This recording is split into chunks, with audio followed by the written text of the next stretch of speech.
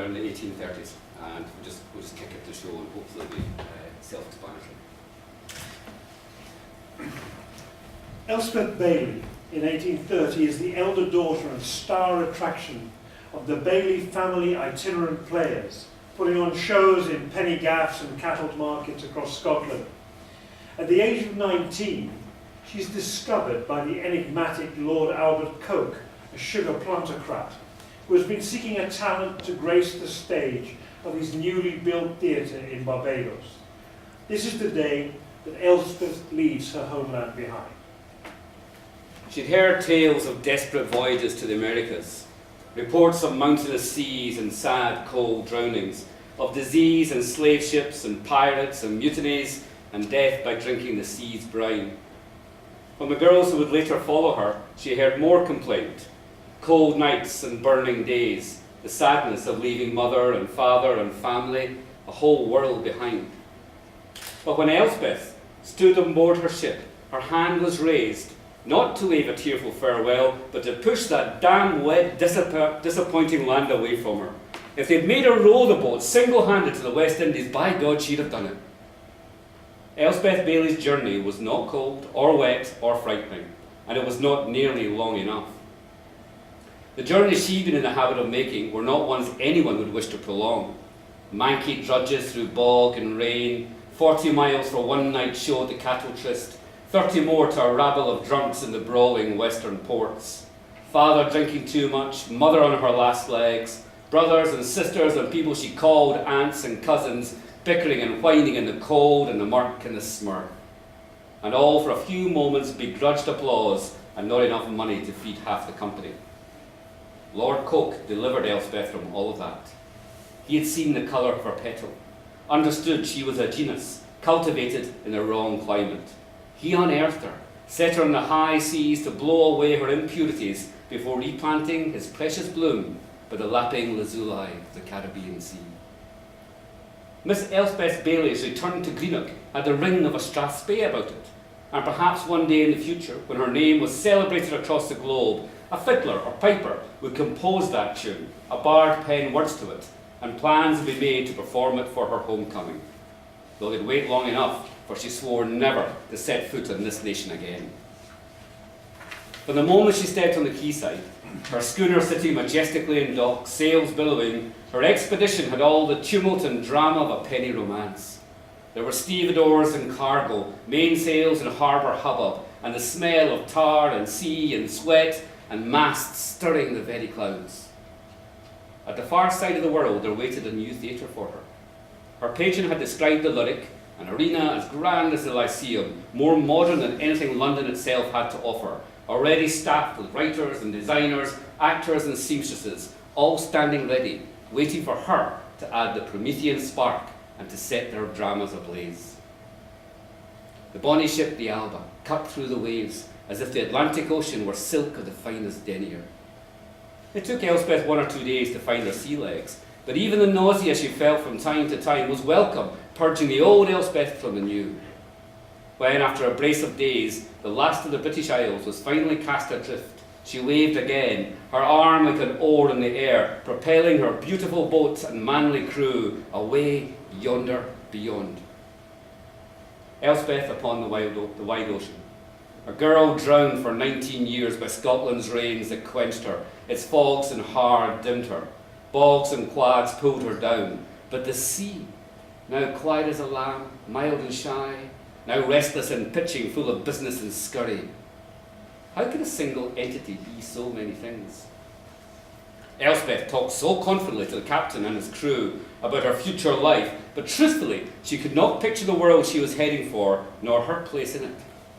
Possible future Elspeth Baileys were just as multiple as the sea's moods. Already she was Cleopatra and Ophelia. Queen of the night and lady of the lake. She was Clorinda. And the shepherdess o' Aberlure. In Elspeth's first days of Barbados, she's feted by the colonial gentry and she's bewitched by the island itself, a strange, dreamlike landscape, like nothing she had experienced before or could imagine.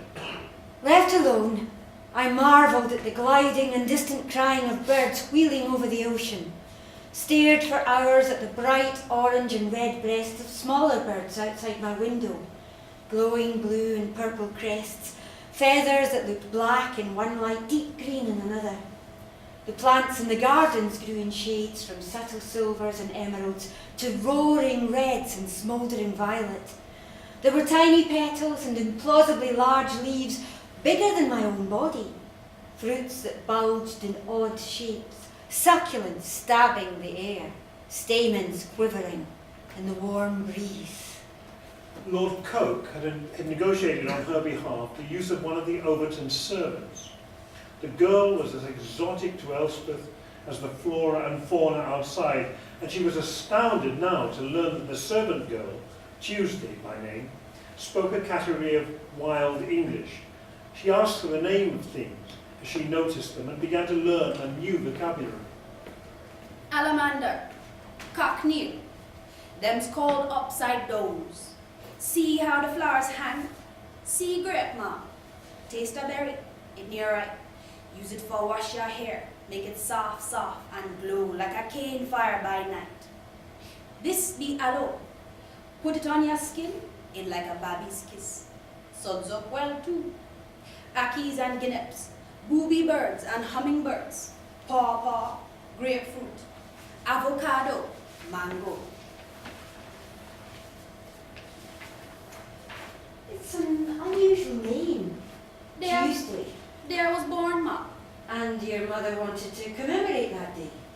I don't know what my mother called me. Mr. Overton named me Tuesday, just a while back, the day he bought me.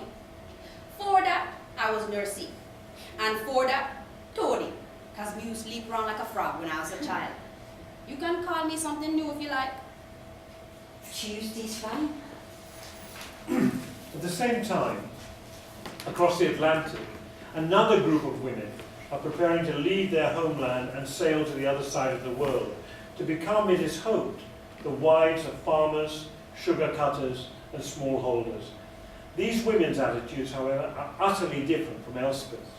Diana Moore, the eldest of the girls, writes a letter to her parents on the day she is leaving. Hazeley Cottage, Roseneath, 1834. Mother, Father, I sit alone on this late summer morn at the table of our house, perhaps for the last time, though I cannot bear to think of it so. The sun is not yet risen and the burn gushes speedily behind our cottage. If I could, I would temper its rush and hold back forever this dawn.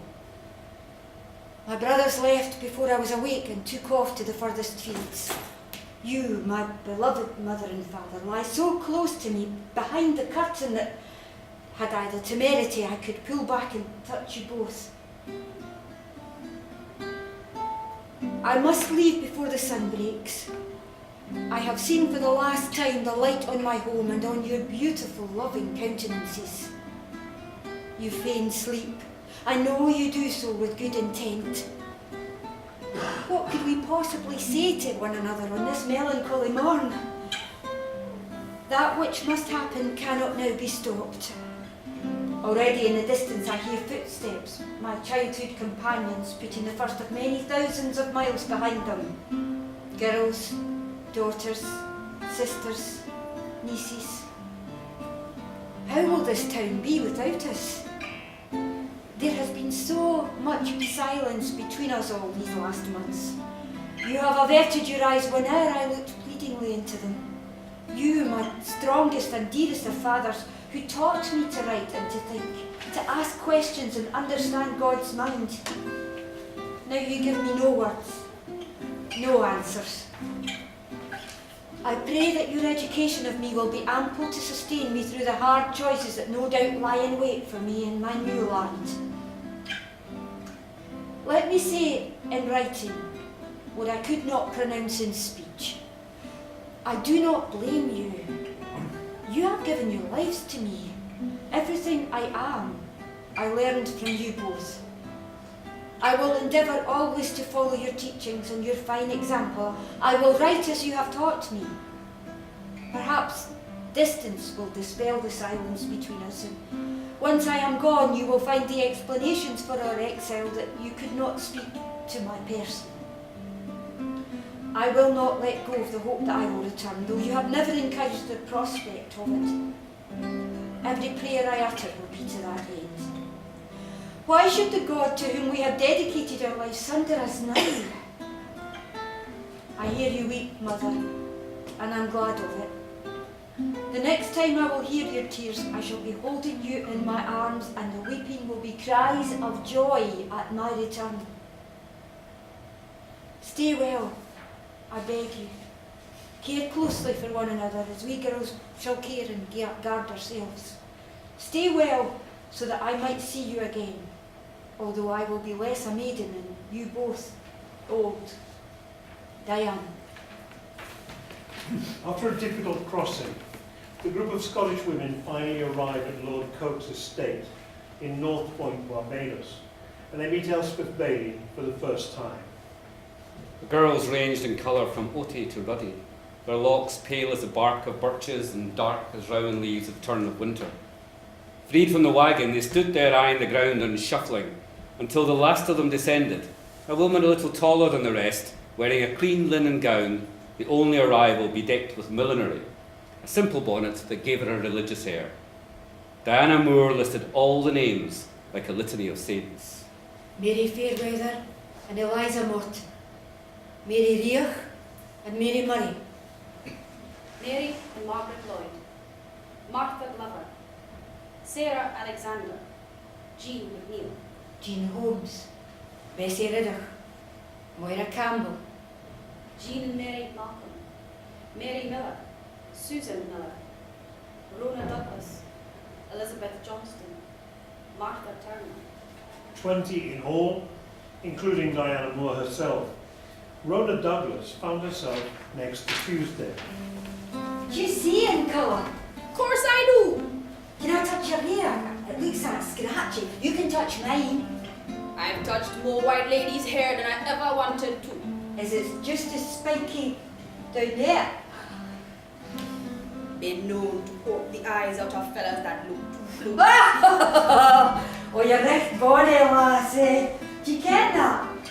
Ken, you say I'm bony. No, bonny, canty, loosome. Lose 'em. I can't make you out. What you asking? What? A little after, over 2 years after the girls' arrival, there was a local disturbance. A group of ex-slaves, believing that they were free now legally to go wherever and do whatever they wished, up tools and belongings and headed for the hills of the Scotland district. Rhoda Douglas had sworn she had seen, while working in the field, a band of shadows pass across the hilltop to the east of them. Marooners. We'll tap them up some meal and put by. Runaways. They're free men now, Tuesday, marking their way in the world. You think so? Give 'em victuals and be easier ridding yourselves of rats and crows. Are they wicked? Will they attack us? I hear they already cut the throat of 1 or 2 white folks. Eddie white mice. Put 'em the pot and cooking like rice. Tuesday, is it? No, I wonder nobody's able to understand anything you say. You just best keep a still tongue and a fuzzy eyebrow, mistress. Else the Marooners come kidnap you and spoil you. Oh, Christ, woman, you're a hell of a hopeful.